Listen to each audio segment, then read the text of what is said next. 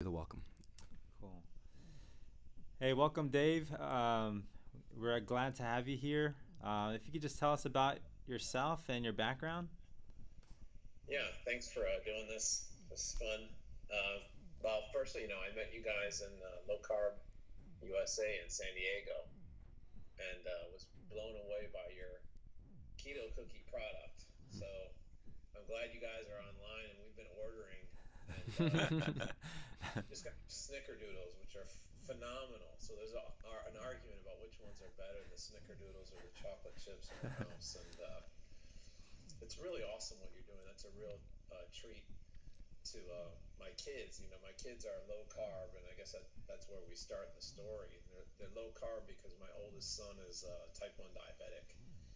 And the strategy we pursue with him is, um, you know, we follow Dr. Bernstein's low carb approach in a successful attempt to make sure that he doesn't get diabetic complications. So Hmm. we keep his blood sugars normal. Um, and little products like your keto cookies, really uh, help out. He's still a kid, and it's fun to have a cookie when you're a kid, right? So Yeah. thanks for doing what you're doing. It's making a difference in our life. No, No, well, definitely. yeah, no. I mean, Pleasure is ours. yeah, I think just meeting you at the conference really gave us goosebumps and made us feel like we're doing something big. So we thank you for the inspiration. and you being such an inspiration to us, we're hoping you can kind of help some of the viewers or the readers of this article, and kind of maybe if you can walk us through the beginning phases, because I remember hearing something about, doctors at first didn't want you to go the low carb route when you found out, your son was type 1. So, I mean, what went through your head? How did you combat that? Right, right. It's a very perplexing situation to find yourself in. So this is about 4 years ago, and my son was diagnosed. And before then, I knew nothing about food and nothing about diabetes, except you hear on TV now and then that the type 2 diabetes is exploding, and then maybe you see on a show that Hmm. someone's diabetic and they need candy, and it's that's about all I knew. I knew almost nothing, and my son started to get sick, and when a diabetic, when a type 1 diabetic gets comes down with diabetes, what it looks like is the flu, and the typical reaction from a doctor is to treat it as a flu or a fever or a bad cold. So it's a diagnosis that's missed by most parents, and very frequently by doctors as well. And it gets dangerous because while your doctor is thinking that the child is going to get better soon, in fact, typically what happens is the child has gone through the final stages of the autoimmune attack, which occurs in a period of months or years, and they've lost all ability to create insulin in their bodies. And when that happens, death can occur rapidly. So you want to watch for symptoms like frequent urination, which is a byproduct of the fact that you don't have insulin in your body, and you're creating a lot of sugar in your blood, and your kidneys are trying to get rid of that sugar. And also a rapid weight loss. When Dave was diagnosed, he lost maybe 10, 12 pounds in a matter of days.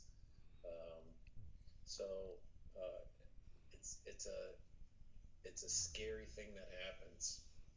But the confusing Hmm. thing is what happens after you, if you're lucky enough to discover that you have a case of type 1, and you survive. Um, you When you go to the doctors, you're presented with a plan that includes how to inject insulin to, to replace the hormone that's naturally secreted by your body, and a dietary plan.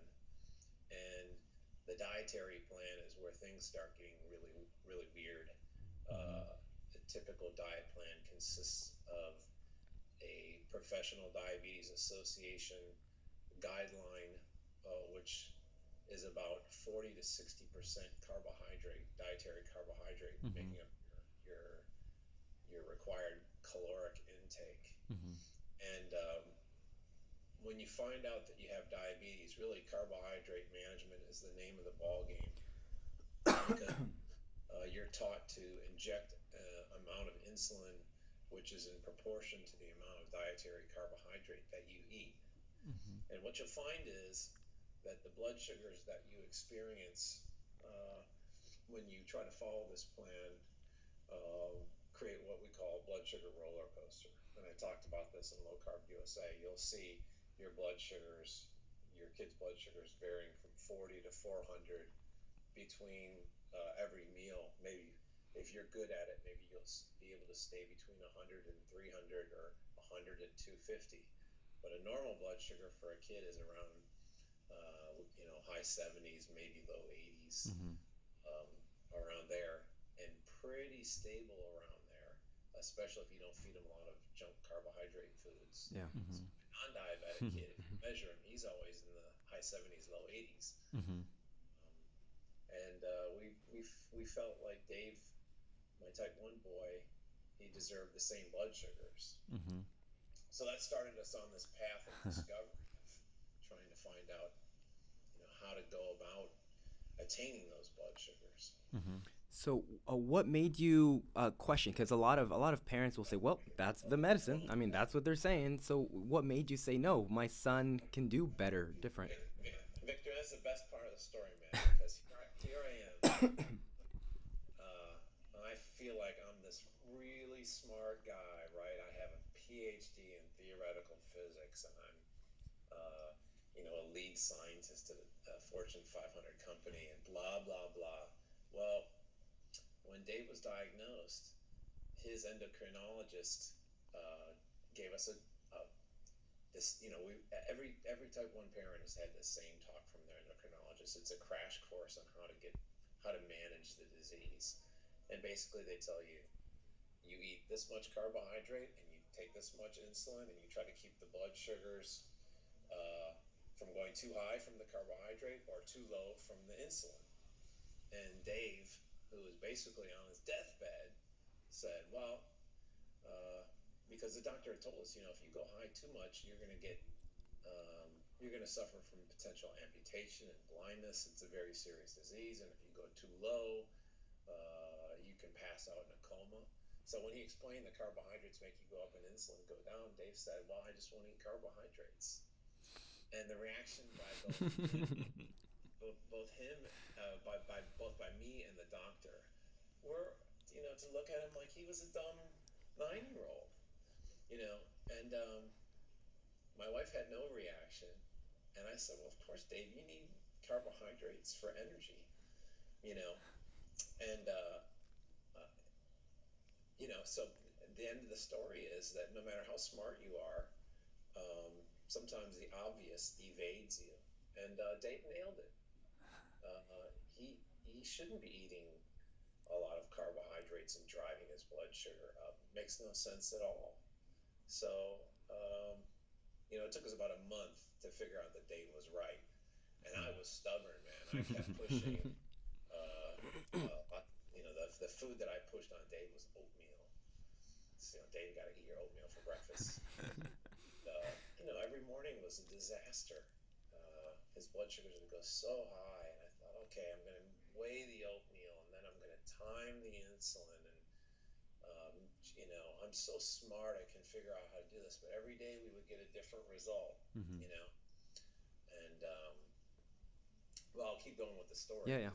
The punchline is that after 30 days of this, my wife the whole time was like, "Why are you feeding him this, carbohydrate? Why are we doing this?" And I said, "Well, I think he needs it." And after a while, I think we could figure it out. And I was actually writing computer models to try to model. I was so stupid. I didn't realize that the physiology of digesting food and taking insulin or what are called stochastic processes, meaning they're basically random processes. And the only way to reduce the randomness was to reduce the amount of carbohydrate and insulin. So meanwhile, my wife was Googling um, low carb type 1 diabetes, and Dr. Bernstein's book, Diabetes Solution, came up. And she got the book on Amazon 30 days after his diagnosis.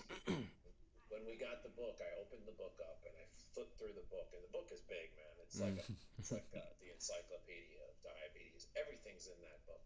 I mean, if really advanced topics are in that book, so it's really a reference. But there's a section on what Bernstein calls the law of small numbers, and it says basically you want to eat small amounts of carbohydrate and take small amounts of insulin so that the insulin you take has a predictable consequence. And I knew from his description that he had it right. It is a stochastic process, and you can limit the randomness with small inputs into your system. And so that's what we started doing. And bam, immediately, like everybody else, we had the success. And there's an instant success, and then you get into finer and finer details, and you can get your blood sugars. With Dave, within a matter of 3 or 4 months, with nothing but the book, we got his blood sugars down to normal levels. That's awesome. So it was like the enthusiasm in our house, especially with me and my wife, his mother, is I look back on that day, and it's the most joyous day reading that book in my life, because it's my son, and I love my son, and it was like all I could see was him going down the tubes. Yeah. And with the book, I knew we had found our way out. And this is a typical reaction of people who, read the book and follow the book. Wow. That's awesome. So Awesome. You made this discovery and you guys are super excited. So how did your endocrinologist respond to that? Yeah. I never talked to my endocrinologist about food.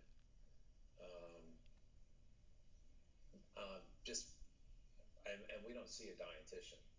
So my endocrinologist, we use the endocrinologist to make sure that we have the right medicines and to make sure that Dave's lab work is in order, and that we're tracking different things. For example, we track Dave's hypothyroid status, because hypothyroidism goes with type 1 diabetes. So we check his free T3, which is something that most endocrinologists don't get right. And we check his A1C. Dave's vitamin D status is important to us, because most type 1 diabetics and most people in general are low in vitamin D.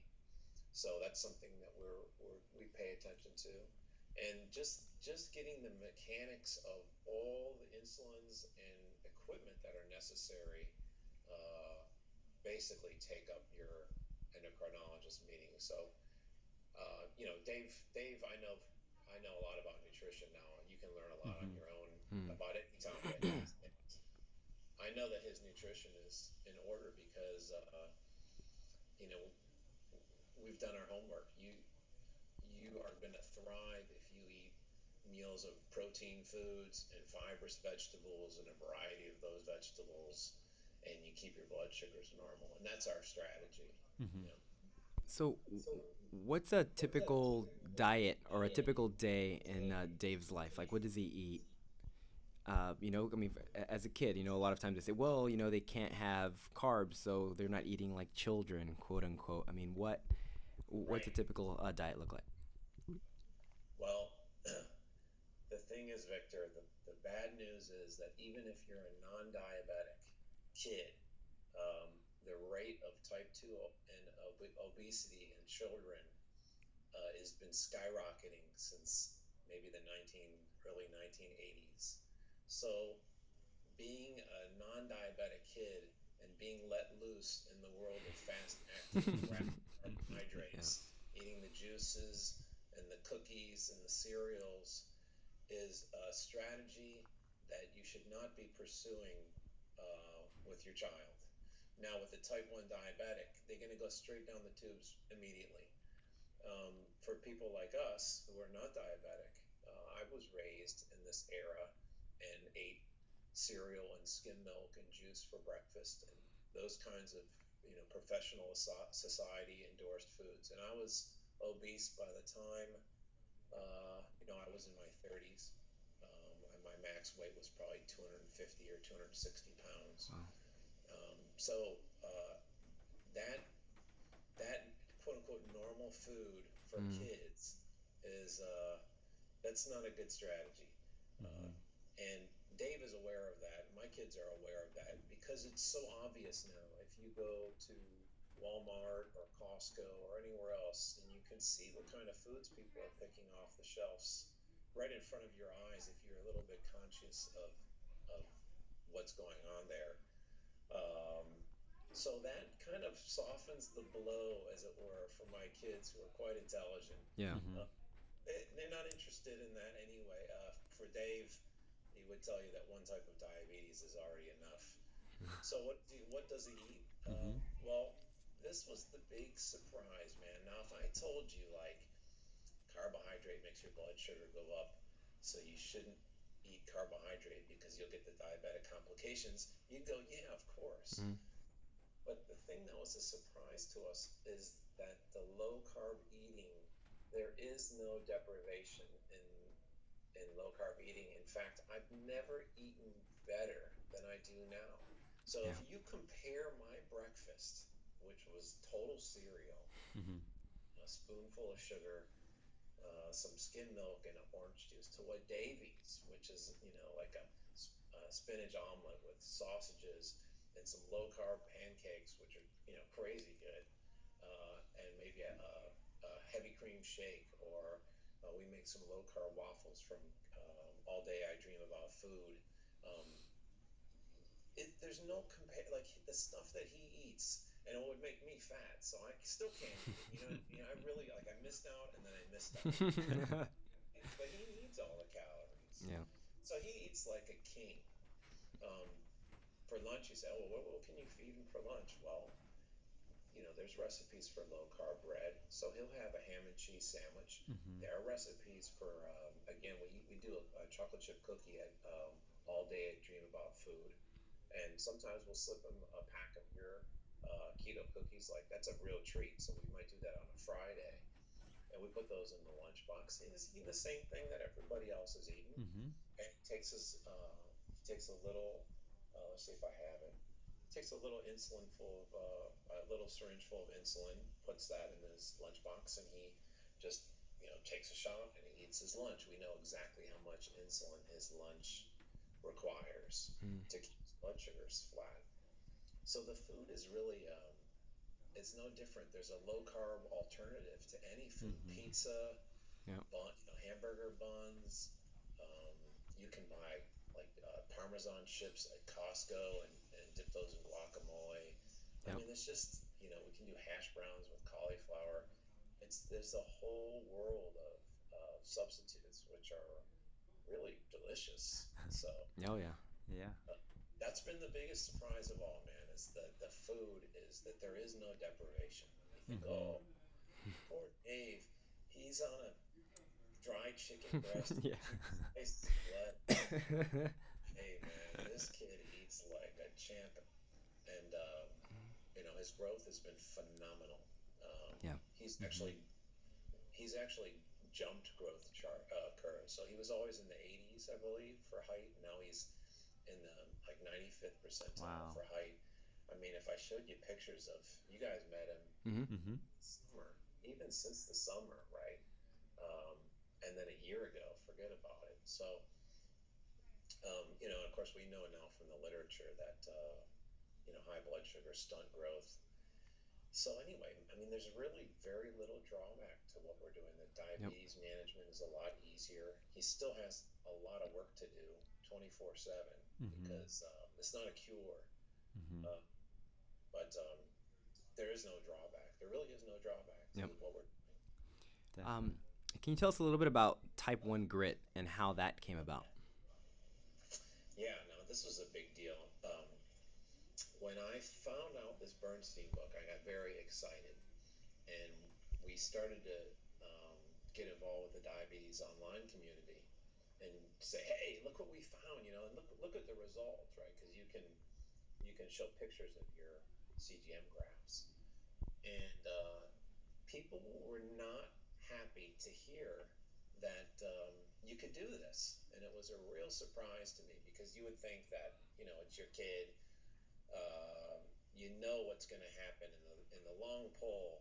These kids are going to go down the tubes, and it turns out that the complications come on quite fast. There's detectable brain matter differentiation already in kids that you can see with MRI graphs. They have IQ drops.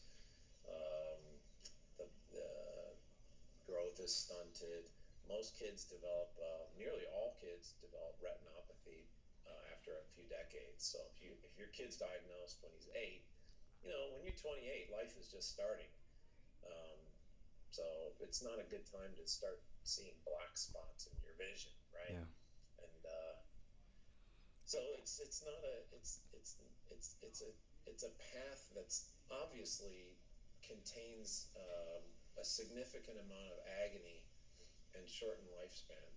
So uh, you would think that that would mean that there would be a lot more people who would be interested in following it, but we had trouble finding some people like that.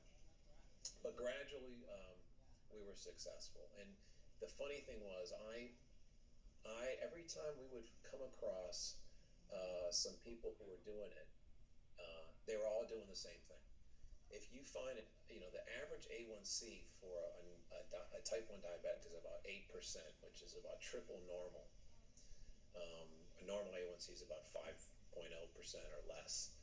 Um, you know, my A1C is in the fours, which is it's a healthy non-diabetic blood sugar Mm. average. Um, when you find these people who are type 1 and they're getting A1Cs around 5% or less, it turns out they're all doing the same thing, and they all have the book, The Bernstein Diabetes Solution. Mm-hmm. And so we started becoming friends with these groups of people who were all doing it. And there's so much to it, actually. It's not just eating low carb. The insulin management part of it is quite intense, and there's a lot of tricks that you have to learn. Mm-hmm. And everyone's a little bit different, but everyone's also a little the same. So you can take a lot of tricks from other people, and man, did I learn a lot from these veteran type 1s who are controlling their blood sugars. So after a while, we just kind of formed this group. So there's 4 people who formed the grit group. You know, there's Debbie and Allison and Derek and me, and it just became a place where all these expert type 1 parents and um, um, you know, adult type Mm-hmm. 1s would come and share their experiences, and that's really what it is. It's a sort of a container for people who are controlling their diabetes, and they're all doing it the same way. They restrict their carbohydrate, and they are deft at using insulin, and they follow the book, and, Yep. and that's pretty much the story. And every once in a while, someone will bring in their friend,